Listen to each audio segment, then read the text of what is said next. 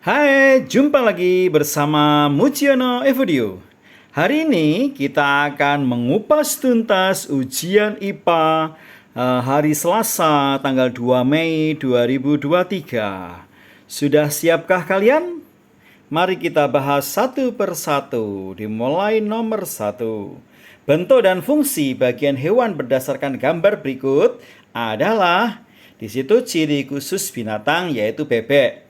Ya, pinter. Pasti anak-anak tahu bahwa bebek memiliki ciri khusus yang pertama, paruh bersudu untuk menyaring makanan. Dua, kaki berselaput untuk mempercepat berenang di air dan tidak terbenam di lumpur. Tiga, bulu mengandung lapisan lilin agar badannya tidak basah. Itu tentang binatang. Jika tentang hewan, bagian maaf ya, binatang atau hewan sama. Jika tentang tumbuhan, nah tumbuhan itu pada bagian batang itu gunanya untuk pertama fungsi batang pohon untuk menopang ya pohon tersebut. Yang kedua, batang pohon bisa digunakan untuk menyimpan cadangan makanan, contoh tebu dan sagu. Bagian batang tumbuhan atau tanaman bisa juga berfungsi sebagai alat pengangkut air dan zat hara. Misalnya pembuluh silem, air dan zat hara yang didapat dari akar dibawa ke daun melalui pembuluh silem. Sedangkan pembuluh fluem membawa sari-sari makanan yang sudah diolah di daun diedarkan ke seluruh tubuh melalui pembuluh fluem. Nah, itulah bagian-bagian dari batang. Nomor 2. Bandingkan siklus hewan berikut serta upaya pelestariannya. Ada gambar jalak kebo. Nah, jalak kebo hubungannya di kerbau. Suka makan kutu-kutu kerbau. Sehingga jawabannya adalah jika diburu dapat merusak siklus hewan. Terutama kutu kerbau akan mengganas dan akan banyak lagi. Maka dari itu lebih baik dibiarkan di alamnya supaya berfungsi sebagaimana mestinya. Kalau pada kupu-kupu, kupu-kupu juga mengalami tahapan. Pasti anak-anak tahu bahwa tahapan metamorfosis kupu-kupu sempurna karena apa? Satu, dikatakan sempurna karena kupu-kupu melalui proses kepompongisasi. Yang kedua, kalau paling gampang-gampangan ya gini aja. Lihat saja anaknya dengan induknya sama apa tidak. Kalau induknya dengan anaknya benar-benar beda, berarti metamorfosis sempurna. Contoh kupu-kupu anaknya kan ulat, nah berarti sempurna. Nyamuk anaknya jentik-jentik, nah berarti sempurna. Ya, kodok anaknya kok ya seperti ikan, cebong, nah itu juga sempurna. Jadi gitu aja cara gampangnya. Kembali lagi masalah kupu-kupu. Kupu-kupu ada masa-masa saat merugikan, pada saat jadi ulat ya. Ulat atau larva merugikan karena daun-daun akan kerowok. Tapi kupu-kupu juga ada masanya menjadi menguntungkan ketika dia bertapa, jadi pupa, jadi kepompong, kemudian dia tumbuh berubah menjadi kupu-kupu atau imago. Nah, saat menjadi imago inilah adalah saat-saat yang menguntungkan. Banyak menyukainya, kupu-kupu sendiri ya suka karena dia cantik, bulu-bulunya bagus. Kemudian manusia juga suka karena indah dipandang. Kemudian tanaman juga suka karena membantu proses penyerbukan. Kita sebagai manusia juga sama, jangan sampai kita jadi beban bagi teman-teman kita atau beban bagi orang lain. Silakan tumbuh jadi anak-anak yang kami banggakan. Kami percaya kalau kalian punya niat, pasti akan berhasil, bahwa kalian akan tumbuh jadi orang-orang yang kami banggakan. Setuju anak-anak? Nah, contohnya belajar mandiri seperti ini. Ini orang tua melihat kamu gini, waduh senang, ya ampun anakku belajar ya. Senang loh ya, apalagi prestasimu meningkat. Nomor 3, jenis gaya berikut ini yang paling dominan adalah gaya apa? Itu memainkan alat musik ya. Nggak mungkin memainkan alat musik hanya modal otot saja. Pasti supaya bisa menghasilkan bunyi, modalnya adalah gesekan ya. Gesekan biola, cara memainkannya digesek. Tetapi kalau temanmu misalnya Bima kelas 6D yang sangat mahir olahraga menganah ya, terkenal di mana-mana, pinter, tanding hingga tingkat yang lebih tinggi lagi. Nah, seperti Bima kelas 6D yang memanah, berarti gaya yang dibutuhkan untuk kegiatan tersebut semuanya adalah yang pertama, gaya pegas. Karena tali busur ditarik, di situ ada pegasnya, ada tali yang lentur. Kemudian yang kedua, Bima menarik pasti butuh gaya otot. Jadi yang diperlukan untuk kegiatan tersebut kedua-duanya adalah gaya pegas dan gaya otot ya. Bim bim bim cota bim cota bim. Nah, itu maaf ya Bim ya, guyon loh Bim, jangan dianggap serius ya. Baik, kita lanjutkan nomor berikutnya. Nomor 4. Energi alternatif dan cara penggunaannya pada gambar. Nah, pada sel surya atau fotovoltaik, di situ ada energi yang berubah. Jadi cahaya menjadi listrik, kemudian disimpan di aki menjadi energi kimia. Pada perubahan tersebut, cahaya diubah oleh fotovoltaik menjadi listrik yang digunakan untuk penerangan. Jadi cahaya menjadi listrik. Untuk nomor 4. Nah, untuk energi alternatif berikutnya adalah supaya benar-benar hemat, alternatif yang benar-benar hemat, tidak menggantungkan pada fosil, yaitu menggunakan lampu bertenaga surya seperti ini. Sel surya fotovoltaik ini sangat hemat, karena di Indonesia kita di Katulistiwa setiap hari musim hujan atau musim kemarau selalu mendapat cahaya matahari. Jadi sel surya ini benar-benar sangat menguntungkan sebagai energi alternatif, mengubah mengubah cahaya menjadi listrik sehingga bisa menggunakan lampu bertenaga surya seperti yang ada di jembatan Brawijaya atau di tempat-tempat lain. Nomor 5, yang termasuk energi alternatif kecuali berarti jangan memilih yang menggunakan fosil. Pilihlah yang alami, pilihlah yang alternatif yang tidak bisa habis, yaitu angin. Energi angin melalui alat yaitu aerogenerator. Energi air, kincir air menggerakkan turbin. Ya, itu boleh. Tetapi kecuali berarti jangan memilih yang ada pertalite-nya. Ya, jangan memilih yang ada pertalite atau bensin atau pertamax atau solar. Pilihlah yang angin, air, cahaya, panas bumi, PLTPB, kemudian nuklir, cahaya matahari, panas bumi, dan itu ya.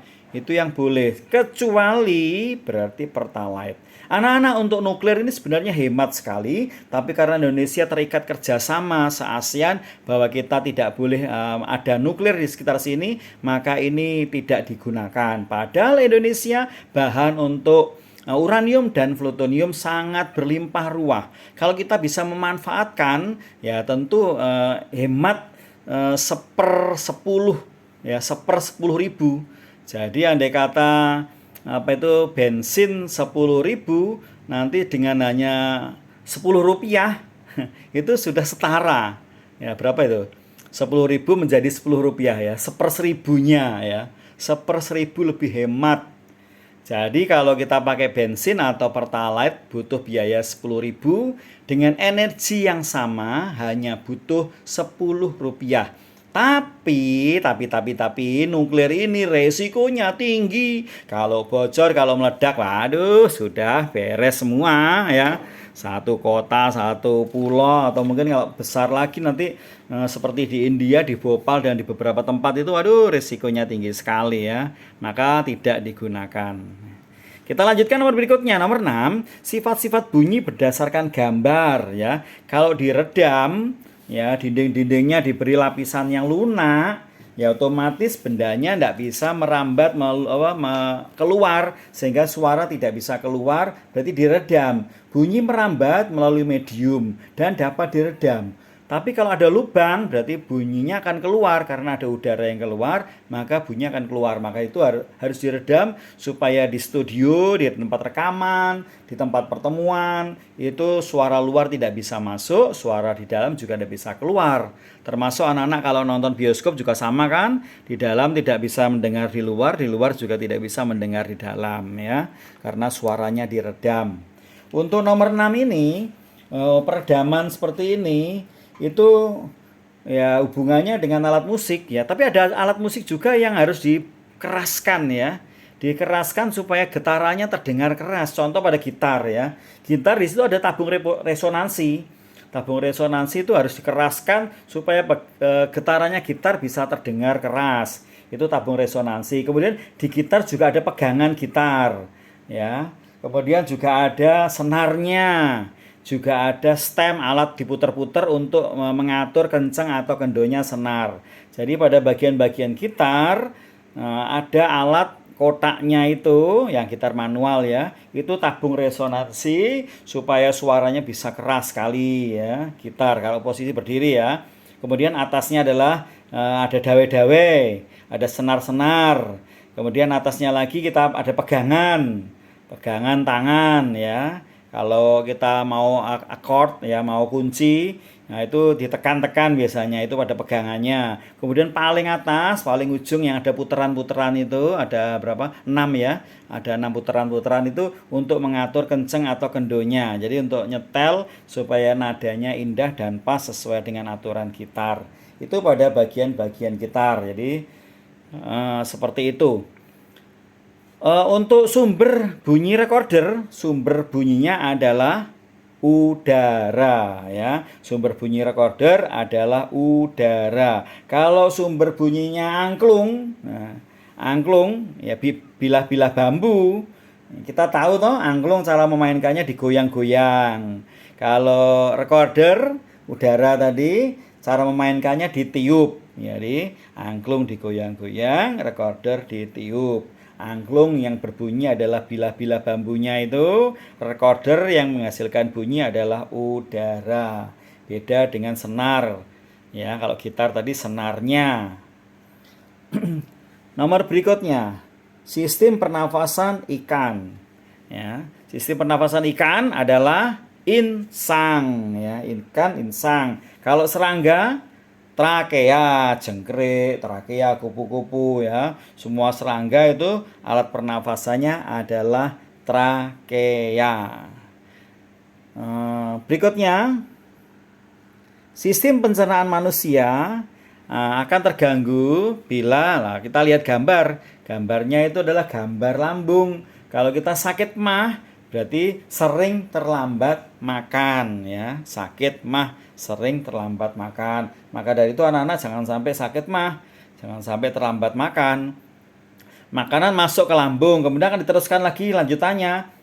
Di bawah lambung ada pankreas. Kemudian setelah itu juga ada usus halus. Nah, di usus halus inilah sari-sari makanan diserap. Jadi gunanya usus halus itu menyerap sari-sari makanan. Gunanya usus halus apa Nana? Iya, pinter. Terima kasih untuk yang jawab. Dan terima kasih juga untuk yang membisu. Jangan sampai membisu dong kalau ditanya menjawab ya. Ulangi lagi yuk. Nah, gunanya usus halus apa? Nah gitu, menjawab gitu ya. Menyerap sari-sari makanan. Kita lanjutkan di nomor berikutnya. Alat gerak dan fungsinya. Alat gerak dan fungsinya. Binatang bunglon bisa pindah-pindah, alat geraknya adalah kaki karena punya kaki ya. Semua yang punya kaki alat geraknya ya mesti kaki. Manusia punya kaki, berarti pindah-pindah pakai kaki. Ya, tapi ada juga yang punya kaki tapi punya sayap.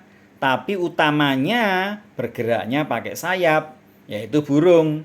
Burung punya kaki tapi juga punya sayap, tapi pindahnya di udara pakai sayap. Tapi kadang-kadang kalau dia di darat, di dahan-dahan, di ranting-ranting, dia pindahnya juga pakai kaki.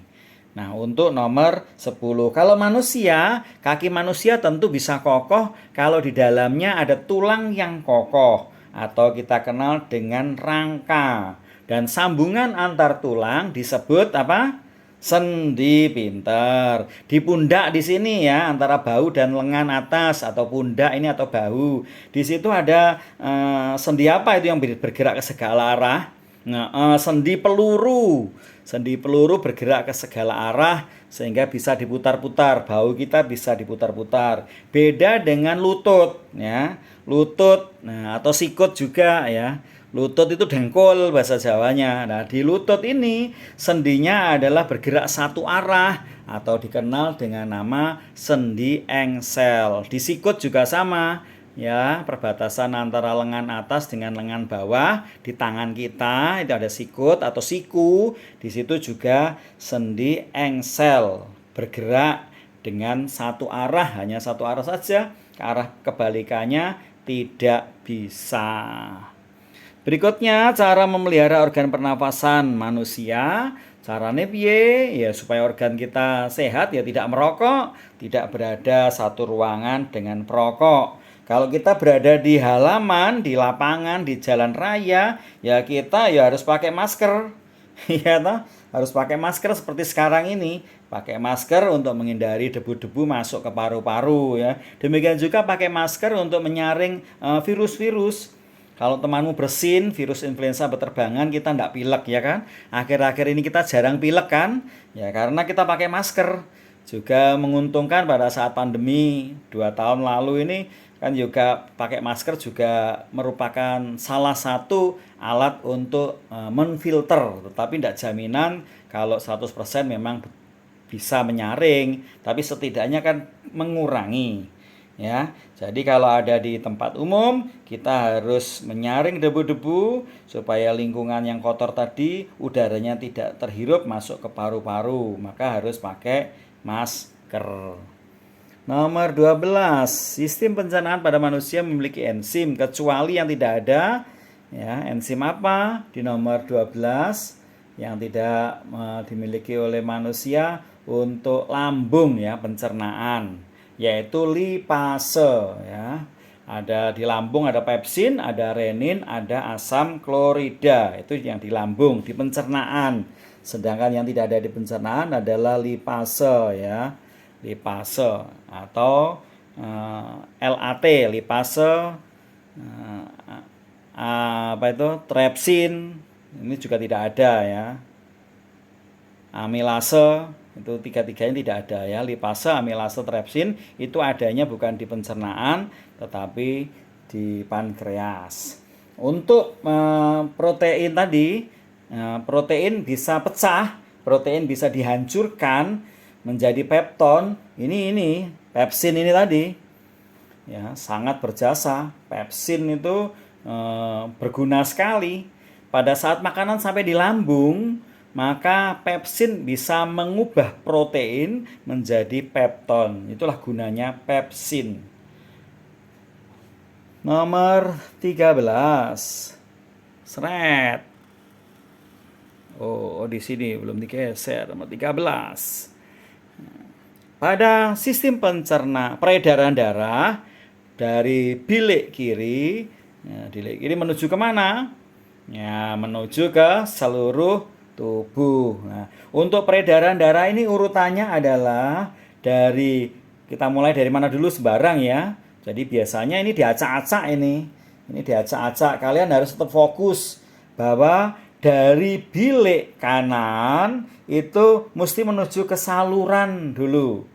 Saluran untuk masuk ke paru-paru. Kemudian dari saluran tadi baru menuju ke paru-paru. Jadi intinya di situ ya, saya ulang ya. Ini pandai-pandailah mengamati biasanya permainan-permainan angka yang intinya arahnya dari bilik kanan menuju ke saluran ke paru-paru dulu. Kemudian setelah itu baru masuk ke paru-paru. Nah, setelah dari paru-paru juga sama, menuju ke saluran keluar paru-paru. Jadi urutannya gitu ya. Bilik kanan menuju ke saluran, masuk ke paru-paru. Kemudian sampailah di paru-paru. Setelah dari paru-paru menuju ke saluran keluar paru-paru. Dan seterusnya. Nah, saya kira kalau itu bisa berarti seterusnya pasti bisa. Yang penting intinya saja. Kalau intinya kamu kuasai, yang lain pasti bisa ya. Itu cara belajarnya. Kuasai inti sarinya. Nomor 14, masalah yang sering menyerang peredaran darah karena peredaran darahnya jadi tidak lancar ya. Penyakitnya bukan diabetes, kalau diabetes kencing manis ya toh, tapi kolesterol ya. Kolesterol sehingga salurannya menjadi terhambat oleh lemak-lemak. Ini biasanya orang-orang yang suka makan makanan yang enak-enak ya. Enak-enak kadang-kadang tidak memikirkan bahwa itu kolesterol tinggi ya. Enak ya. Seperti kalian sekarang enak-enak, santai-santai, tidak belajar ya. Jangan bangga dulu. Kamu tidak belajar enak-enak, nanti kamu akan sengsara. Ya, ingat ya, masa depan kita itu yang menentukan kita. Orang tua itu hanya mendukung, orang tua hanya membimbing kalian, memotivasi, menasehati. Nah, termasuk ibu bapak guru. Tergantung kamu, kalau kamu punya daya juang yang tinggi seperti sekarang ini, belajar secara mandiri seperti ini, waduh orang tua bangga. Inilah kalian kelas 6, jadi bukan seperti bayi, baby lagi ya. Kalian sudah kelas 6 mau SMP, jadi harus mandiri, harus punya izin. Kalau nilainya jelek harus izin. Ya, seperti kalau celana kalian sobek izin toh. Nah, waduh ya. Jadi jangan sampai kita tidak izin kalau kita celananya sobek. Nah, untuk makanan ini, makanan yang bermanfaat ya. Tentu kita makan ada yang bermanfaat untuk darah kita. Semua sayuran dan buah-buah segar itu sangat bermanfaat untuk darah. Sekali lagi, semua sayuran dan semua buah-buahan sangat bermanfaat bagi darah kita terutama. Ya tentu sayuran yang segar, sayuran yang tidak mengandung pengawet. Ya demikian juga buah, buah yang segar, buah yang tidak mengandung pengawet. Nah, untuk tumbuh-tumbuhan itu ada tumbuhan yang dimanfaatkan manusia supaya peredaran darah manusia lancar. Tumbuhan juga ada yang dimanfaatkan untuk manusia supaya kita bisa punya energi. Ya, energinya bukan untuk energi manusia, tapi energinya untuk energi mobil. Energi mobil yang kita kenal dengan nama biosolar ya. Tumbuh-tumbuhan ada yang dikenal untuk biosolar misalnya ya dari sawit, pohon sawit, terus bunga jarak yang ada biji-biji jaraknya itu juga itu cocok untuk biosolar. Sedangkan tebu itu cocok untuk spiritus. Bukan untuk biosolar ya. Tebu itu biogasolin ya, spiritus. Kalau ketela juga tidak cocok juga. Ketela itu hanya untuk bioetanol. Ketela, umbi-umbian, jagung itu bioetanol. Kalau tebu memang sebagian untuk bioetanol ya, biogasolin, spiritus. Sedangkan kelapa sawit, nah ini cocok ya. Kelapa sawit, jarak yang kelihatan yang ciri khususnya ada bunganya. Kemudian ada biji-bijinya seperti kacang gitu ya. Jadi antara sawit dengan jarak ini keduanya sangat cocok untuk biodiesel. Nah, itu tumbuhan yang bermanfaat untuk manusia, baik untuk diri manusia maupun untuk alat-alatnya manusia. Contoh biosolar yang Pak Muji terangkan tadi, mumpung nyangkut ada hubungannya. Kita lanjutkan ke nomor berikutnya, yaitu perubahan benda dari kapur barus berubah jadi udara segar. Waduh, ini sering keluar ya nih ya. Gampang kan? Yaitu peristiwanya namanya apa? Ya, menyublim ya. Jadi sublimasi itu benda padat jadi gas. Kapur barus bunder, misalnya di kamar mandi ada kapur barus. Kemudian di lemari juga ada kapur barus. Kalau di kamar mandi bola-bola ya, warna-warni gitu. Seperti di kamar mandi Santa Maria ada bola-bola seperti itu. Lah ini benda padat berubah jadi gas ya, menyublim. Kamper ya. Kamper itu dengan kapur barus sama ya, sinonim ya. Penggunaan kamper di kamar mandi, di lemari pakaian itu terjadi perubahan yaitu benda padat menjadi gas atau kita kenal dengan istilah menyublim atau sublimasi. Nomor 16, red ya. Nomor 16, pada rantai makanan kedudukan herbivora. Herbivora, hewan pemakan tumbuhan, pasti konsumen ke-1 ya. Semua herbivora pasti konsumen ke-1. Kalau membicarakan tentang konsumen, produsen seperti ini, kita pasti tahu tentang ekosistem di sawah ya. Ekosistem di sawah itu dimulai dari padi dulu. Ya, padi dimakan burung pipit. Burung pipit kemudian di apa ya? Burung pipit yang kecil bisa aja ditelan oleh katak ya, dimakan mungkin ya. Kalau kecil gitu ya. Burung pipit oleh katak. Kemudian katak bisa ditelan oleh ular, ditelan.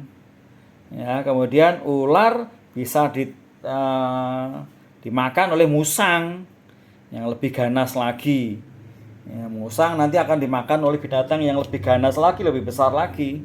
Ya, semua karnivora itu tergantung kekuatannya. Semakin kuat berarti karnivoranya akan makan karnivora yang lebih lemah.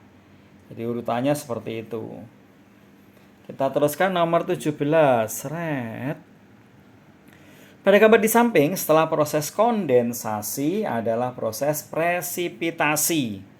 Ya, jadi nomor 1 penguapan. Penguapan atau evaporasi ya, menguap. Menguap evaporasi. Kemudian nomor 2 pengembunan ya. Pengembunan.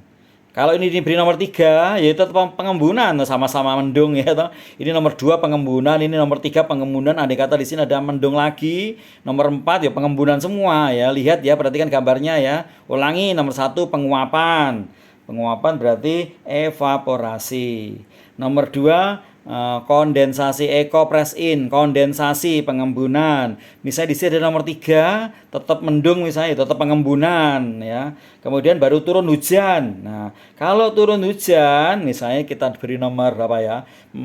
Mendungnya ada 3 misalnya, 1, 2, 3 atau berapa gitu. Nomor berikutnya adalah turun hujan. Nah, turun hujan ini nomor berikutnya berarti apa itu? Baru presipitasi ya, kemudian meresap di tanah baru infiltrasi ya. Hati-hati ya, kadang-kadang di sini diberi nomor penguapan diberi nomor 1, penguapan di sini diberi nomor 2, penguapan di sini diberi nomor 3, tetap penguapan. Mendung juga gitu, mendung di sini nomor 2 diberi nomor 3, nomor 4 atau berapa tetap mendung, ya sama saja. Mendung itu kondensasi, semua kondensasi. Hujan di sini, hujan di sana berarti tetap presipitasi. Penyerapan di sini, penyerapan di pohon ini, ya tetap semuanya infiltrasi ya. Begitu ya, hati-hati terjebak. Nomor berikutnya, seret, yaitu nomor 18. Contoh zat tunggal ya. Gampang kan? Tunggal kan cuma sendirian, cuma satu, tidak ada yang lain. Zat tunggal yaitu emas murni 24 karat, air, garam. Nah, itu. Tapi air sendiri, garam sendiri lah ya. Tapi kalau sudah air garam, oh beda. Kasusnya beda kalau air garam. Terus gini ini contoh yang lain. Kalau orang tua kita minum kopi. Nah, kopi sudah jadi lah ya. Wedang kopi sudah jadi. Kira-kira itu tunggal atau campuran? Nah, pinter ya, campuran ya. Karena wedang kopi yang diminum oleh orang tua kita itu campuran yang menyatu. Nanti di SMP akan diterangkan bahwa campuran itu ada yang homogen, ada yang heterogen. Ya, campuran yang homogen yang menyatu tadi, wedang kopi tadi, di situ di dalamnya berisi dari zat-zat satu, mesti ada airnya. Ya, tentu ya namanya wedang kopi mungkin nggak ada airnya ya. Yang kedua mesti diberi gula. Kecuali kalau memang orang tua kita menginginkan kopi pahit, ya tidak diberi gula. Yang ketiga, bubuk kopi, ya. Ada kopi yang diserbukkan, ya, dibuat tepung. Bukan biji kopi loh ya, bukan biji masih bunder-bunder gitu ya, kayak iso ya. Harus ditumbuk jadi bubuk kopi. Nah, baru diminum oleh orang tua kita, ya. Jadi ada air, ada gula, ada kopi. Umumnya seperti itu. Mungkin yang nggak doyan manis, biasanya ya kopi pahit aja ya, hanya tanpa gula ya. Nomor 19, hewan yang berkembang biak dengan beranak. Nah, ciri-cirinya beranak berarti berdaun telinga atau vivipar ya. Kelinci itu berdaun telinga, vivipar. Jengkrik itu tidak berdaun telinga. Anjing berdaun telinga, vivipar. Sapi berdaun telinga. Kuda berdaun telinga, kucing berdaun telinga ya, dan masih banyak lagi. Pasti anak-anak tahu, semua hewan yang berdaun telinga, semua hewan beranak, ya. Kecuali lumba-lumba di laut dan paus di laut, ya, ini spesial. Kemudian hewan yang berdaun telinga yang bisa terbang itu hanya kelelawar, ya. Mamalia, kelelawar itu hewan terbang yang satu-satunya hewan terbang yang beranak, ya, vivipar. Kalau jengkrik bertelur, ya, contoh usaha pakan ternak jengkrik itu telurnya banyak sekali ya di pasir-pasir gitu ya. Nah, nanti kalau sudah menetas, jadi jengkrik banyak sekali. Kalau kadal itu ovovivipar, bertelur, di dalam telur sudah ada anaknya. Ular itu ovipar ya, ular itu ovipar bertelur. Memang ada jenis-jenis ular tertentu yang beda.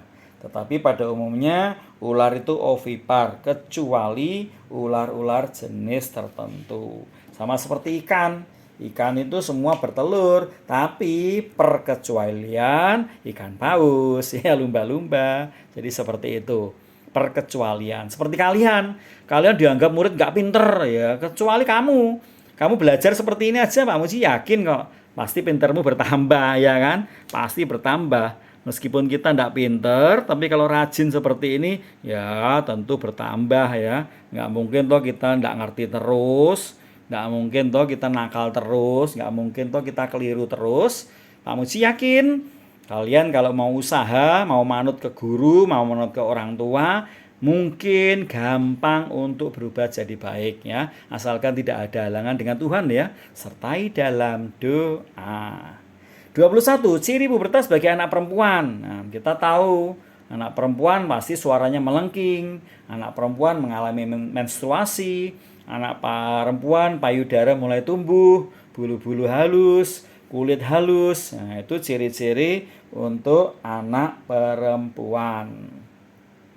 Kalau berikutnya anak laki-laki.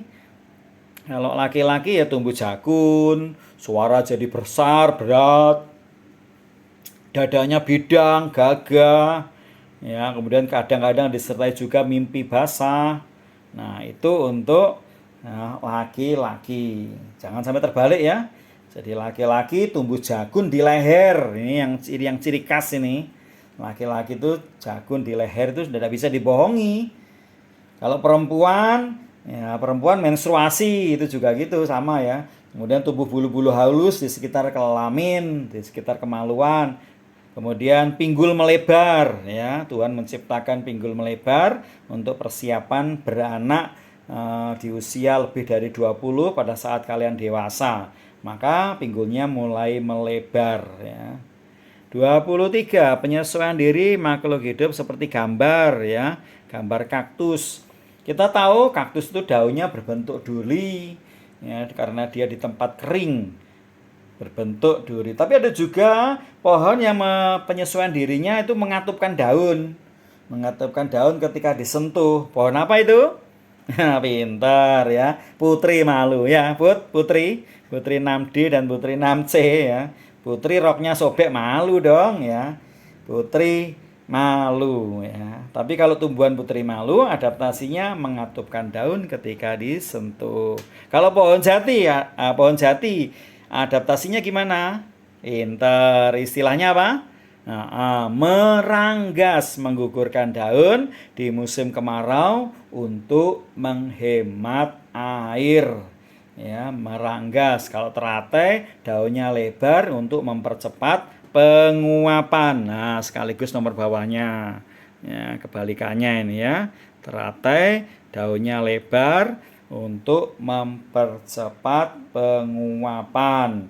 Kalau pohon jati menggugurkan daun di musim kemarau. Kalau kaktus memiliki daun kecil seperti duri ya.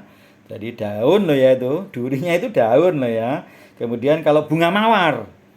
Mawar berduri cukup sekali, aku remedi dimarahi Pak Muci. Ya, mawar itu cirinya batangnya berduri ya, batangnya berduri. Nah, itulah adaptasi-adaptasi untuk tumbuhan. Berikutnya, penyesuaian diri makhluk hidup. Wah, adaptasi bebek lagi ya. Ya, sama seperti tadi sudah diterangkan Pak Muji di nomor-nomor awal, yaitu adaptasi bebek, paruh bersudu, kaki berselaput, dan bulu mengandung lapisan lilin. Kalau adaptasinya kerbau, nah, kerbau kalau adaptasi untuk melindungi diri. Nah, kerbau mesti punya tanduk. Jadi tukaran gitu, bertarung itu tanduknya sebagai alat untuk melindungi diri. Demikian juga sapi jantan yang punya tanduk itu juga tanduknya untuk melindungi diri. Banteng juga pakai tanduk ya, karena punya tanduk. Kemudian apalagi yang punya tanduk ya? Rusa ya. Rusa menjangan ya, rusa itu. Nah, rusa juga punya tanduk. Tanduknya bercabang-cabang. Itu katanya untuk menghitung umur ya. Untuk menghitung umur. Jadi kalau tanduknya bercabang 10 gitu ya, berarti ya 10 tahun. Kalau bercabang-cabang 20 berarti ya 20 tahun begitu. Ya.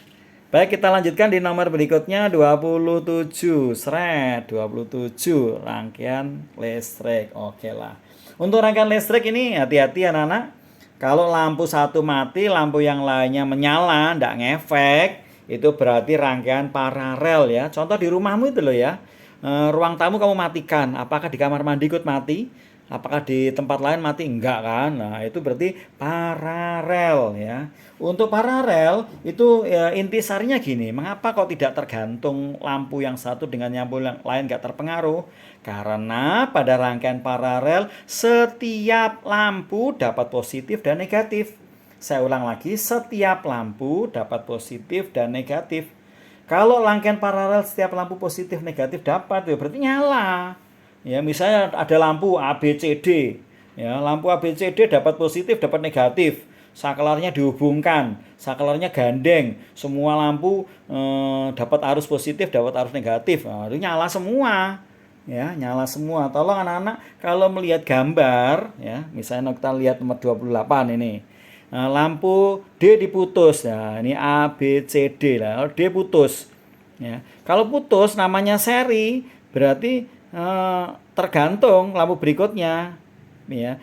Lampu ini kalau putus berarti lampu ini dapat positif enggak? Nah, lihat, oh dapat Pak. Dapat negatif iya enggak? Oh, nah dapat Pak, nunut sini Pak. Nunut sini. Loh ininya. Loh, D-nya putus ini. Nah, kalau lampu D ini putus ya, dia enggak dapat negatif dong. Ya kan? Nggak dapat negatif lah. Kalau nggak dapat negatif percuma dia dapat positif. Ingat tadi dikatakan Pak Muji bahwa setiap lampu bisa nyala, dapat positif dan dapat negatif. Kalau negatifnya putus, ya mati kabeh, sia-sia.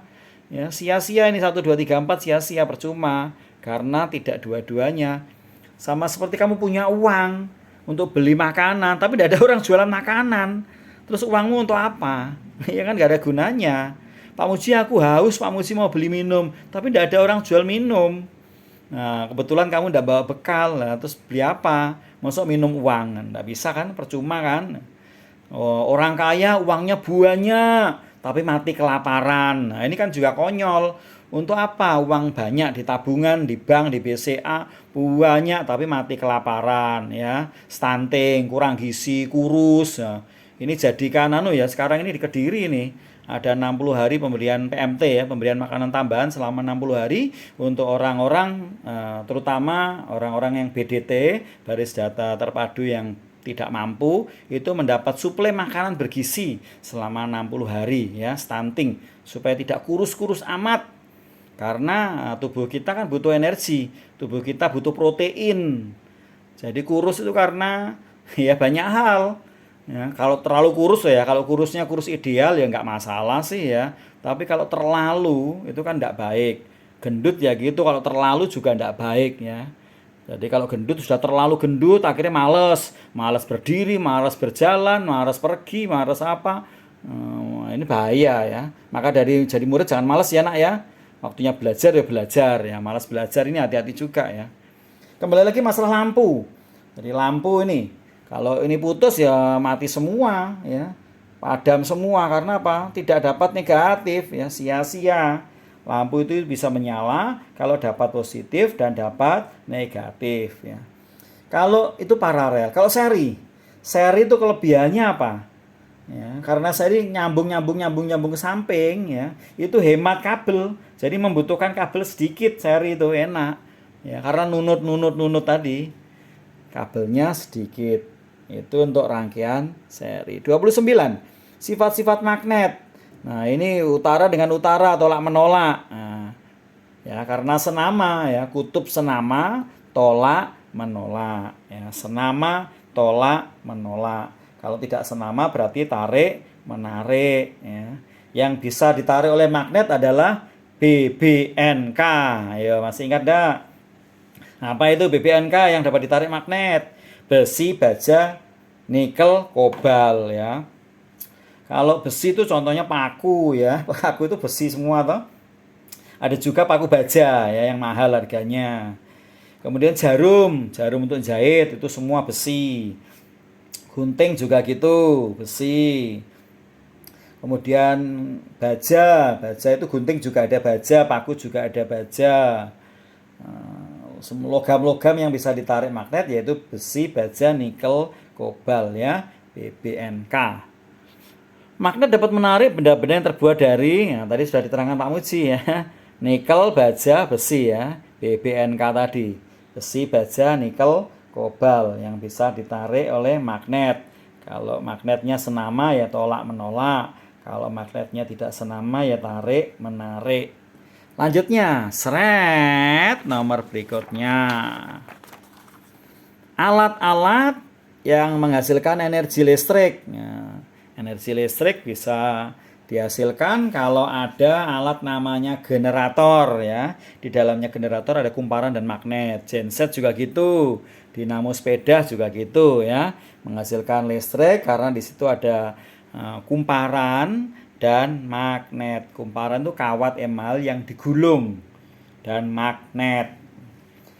Perubahan energi listrik ya. Kalau setrika listrik mengubah apa jadi apa? Pinter. Energi listrik jadi panas. Solder. Nah, pinter sama ya. Listrik jadi panas. Kalau magicom, magic chair. Oh, sama juga. Kalau kompor listrik sama juga. Hair dryer ya, untuk mengeringkan rambutnya mamah ini biasanya. Sama juga ya, listrik ke panas. Tapi khusus hair dryer di situ ada juga listrik ke gerak ya. Jadi ada kipas anginnya.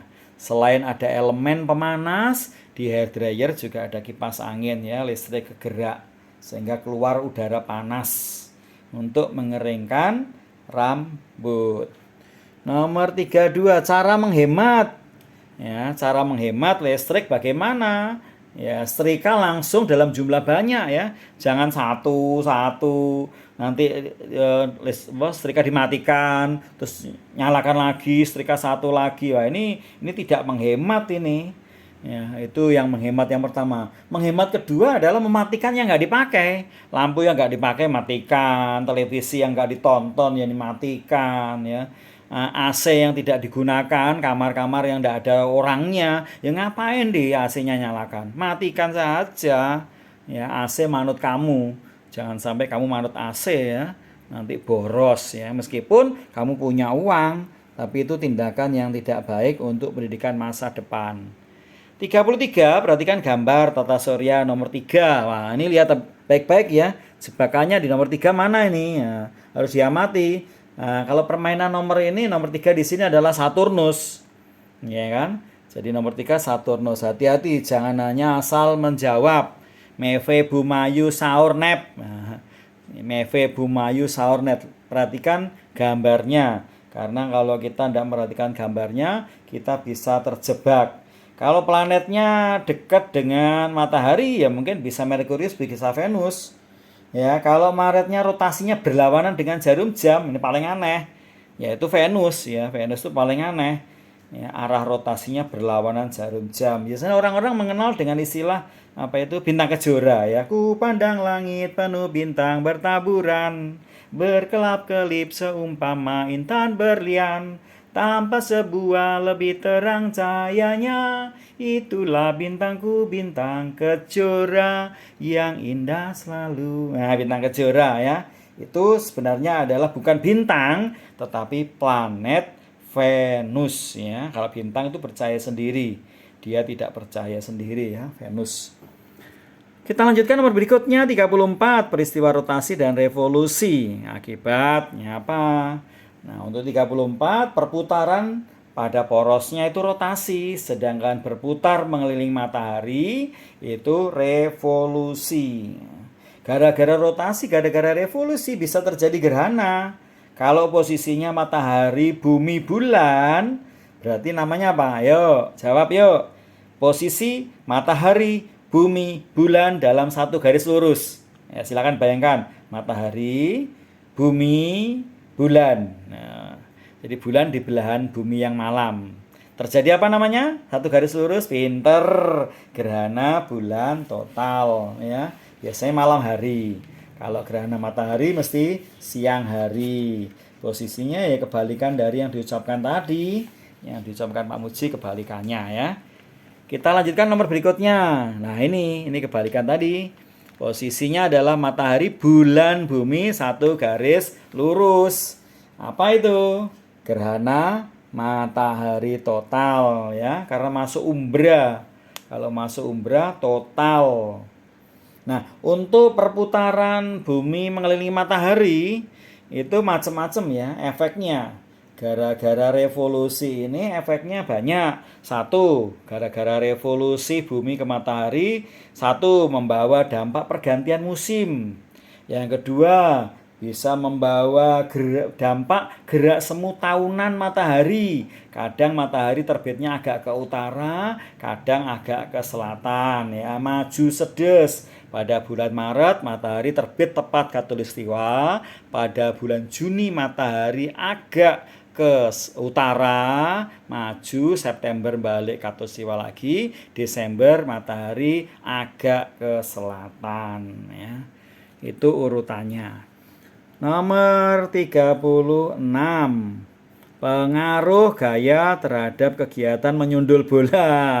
Berarti gaya dapat mengubah arah benda. Karena disundul ya arahnya berubah.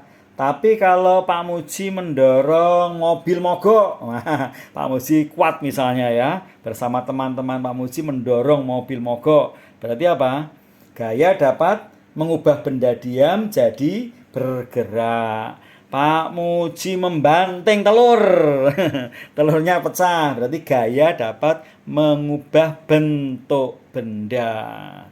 Itulah gaya ya, macam-macam gaya. Saya kira gampang ini untuk gaya. 37 cahaya.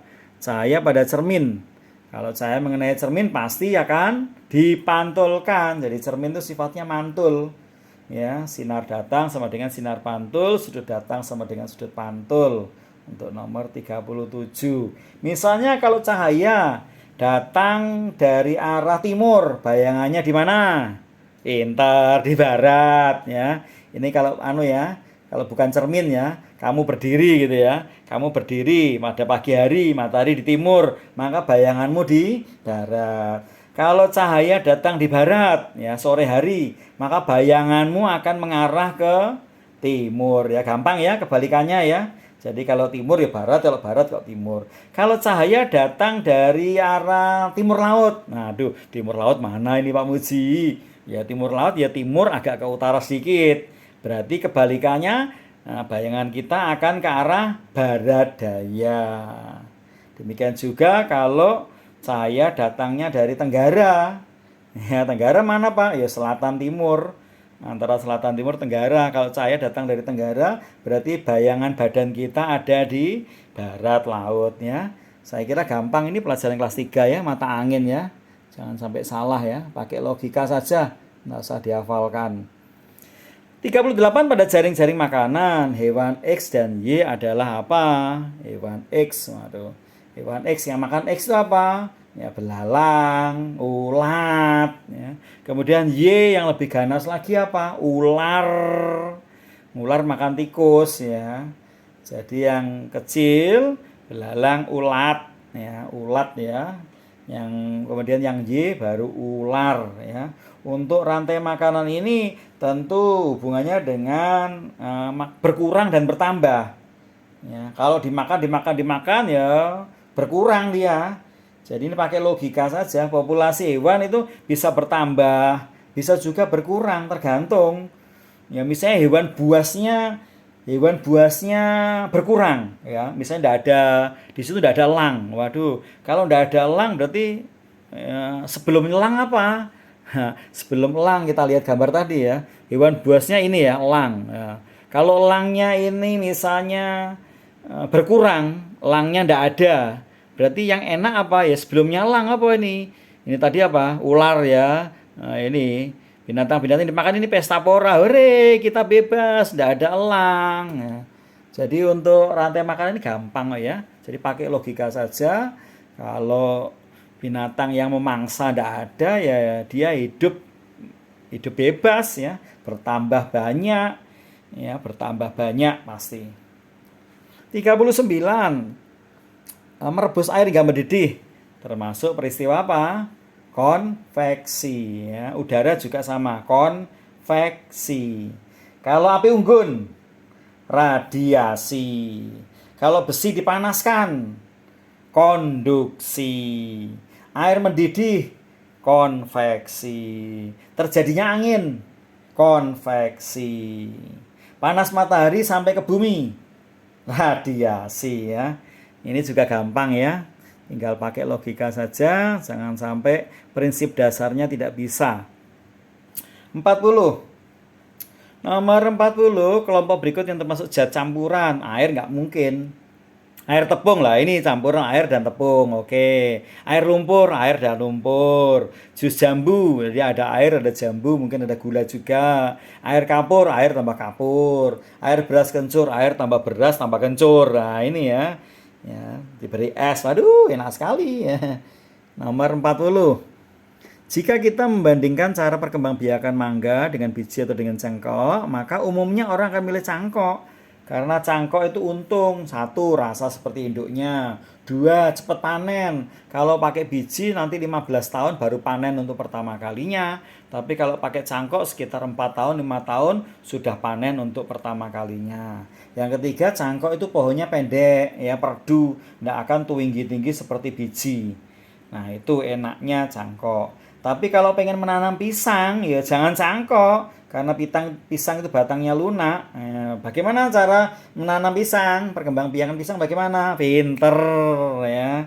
Tunas. Apalagi yang bertunas selain pisang?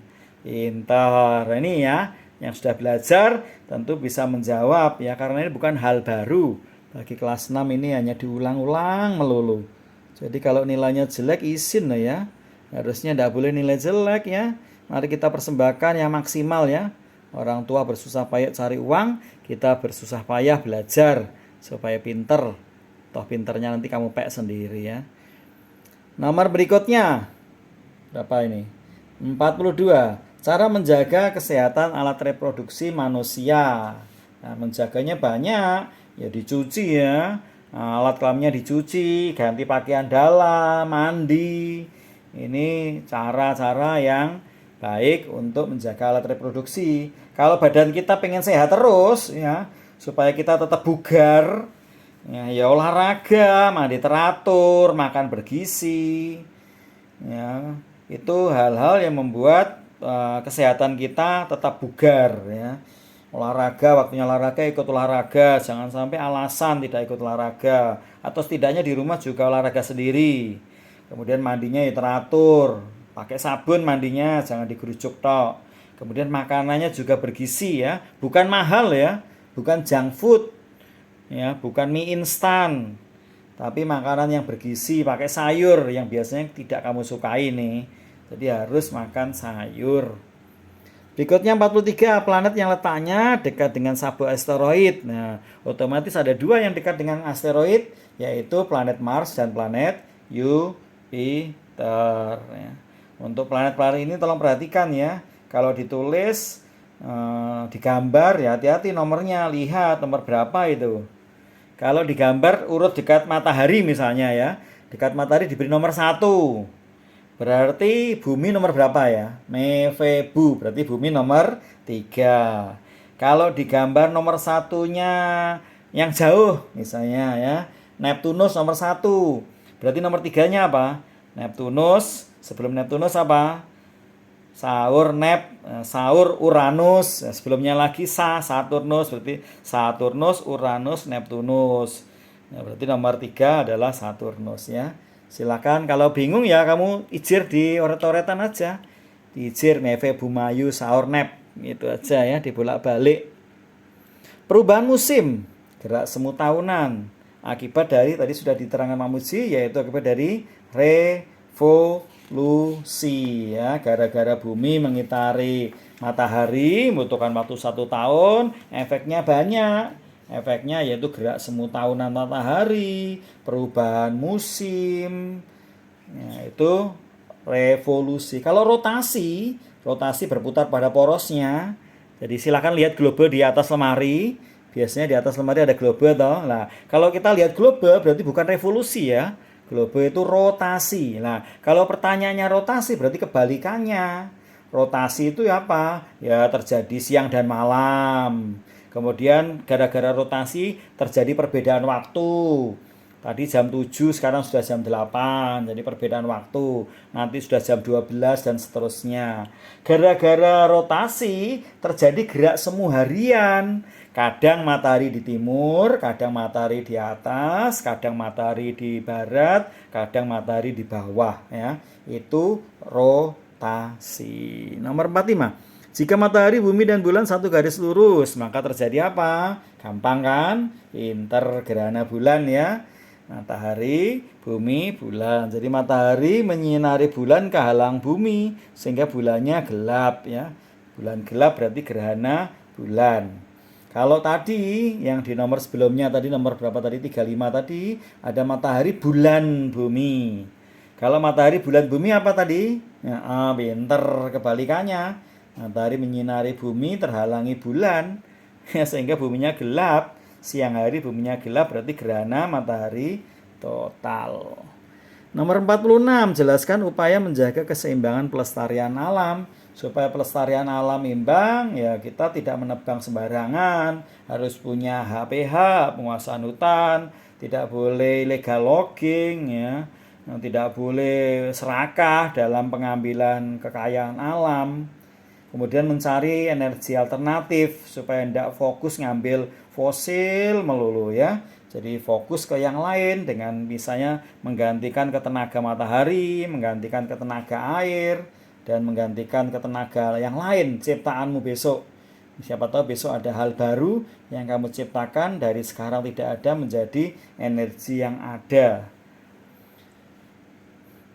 Untuk melestarikan ini tentu kita juga bisa melarang pabrik-pabrik yang mencemari. Pabrik-pabrik mencemari itu harus kita larang. Kenapa? Kalau pencemaran pabrik tinggi, waduh nanti bahaya. Bahayanya bisa kemana-mana, bisa ke udara, bisa ke laut. Kalau ke laut ya nanti efeknya bisa ke ikan. Maka caranya bagaimana?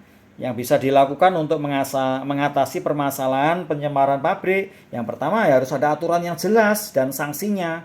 Kalau pabrik ketahuan membuang limbah ke sungai atau ke laut, maka akan dicabut izinnya ya. Pabriknya tutup lah. Jadi sanksinya harus tegas.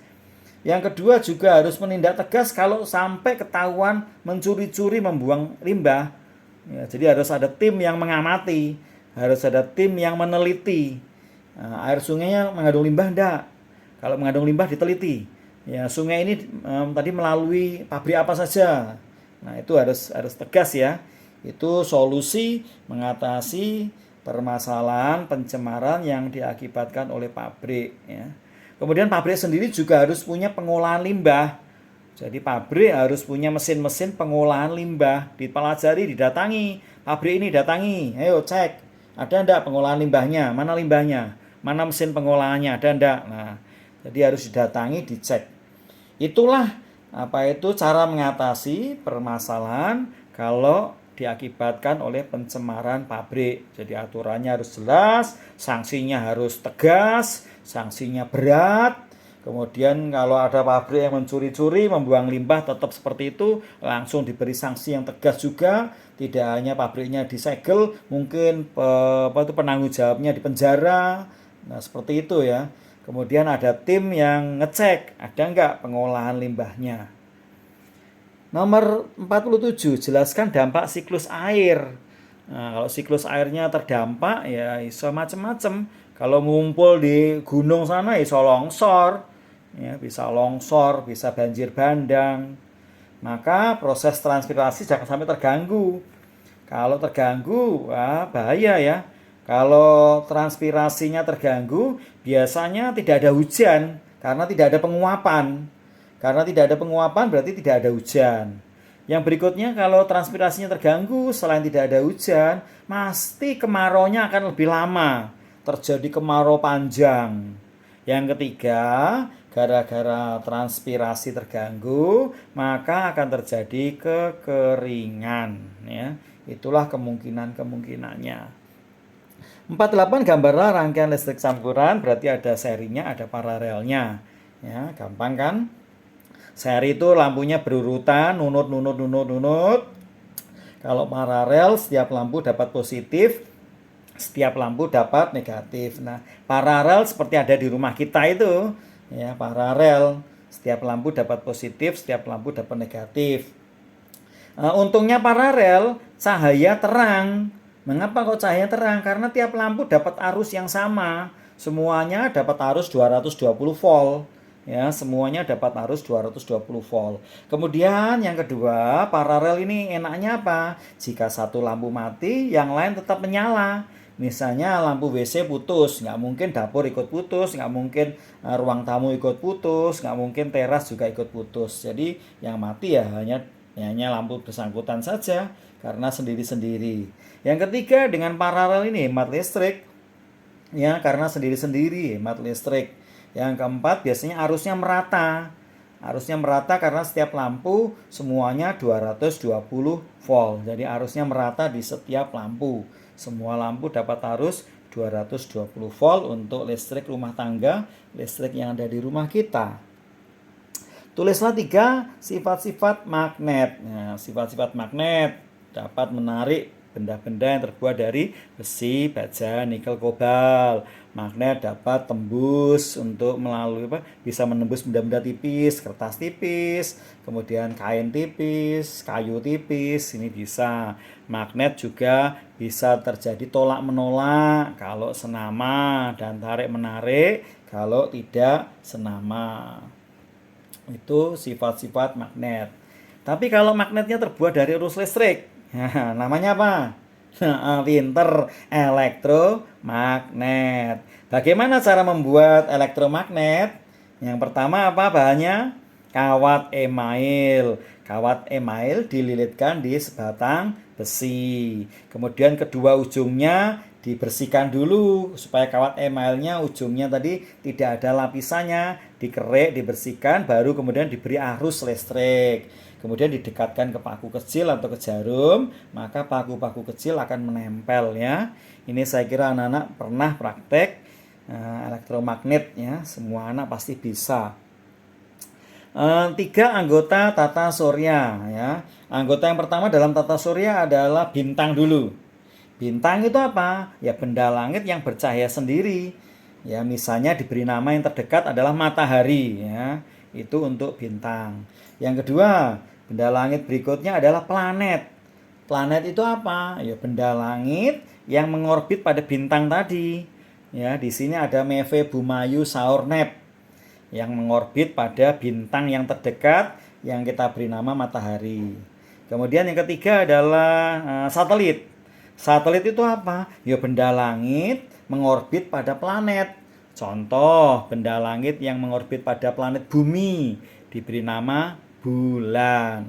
Benda langit yang mengorbit pada Mars diberi nama Phobos. Satunya lagi diberi nama Deimos.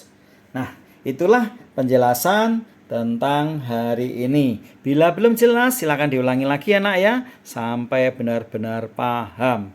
Demikian telah belajar bersama Mujiono Video. Sampai ketemu di pembelajaran berikutnya. Sret.